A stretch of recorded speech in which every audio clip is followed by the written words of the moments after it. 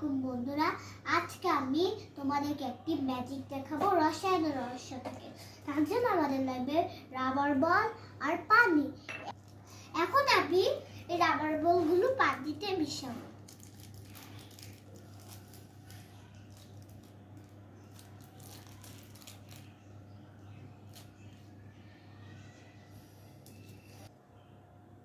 বন্ধুরা, আমাদের সব বল কিন্তু পানিতে দেওয়া শেষ।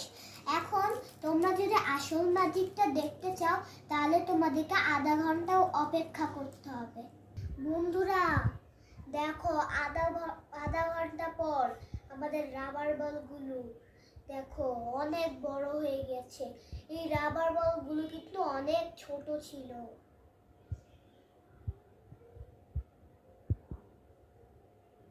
দেখো বন্ধুরা, এই রাবার বলগুলো কত বড় হয়ে গেছে।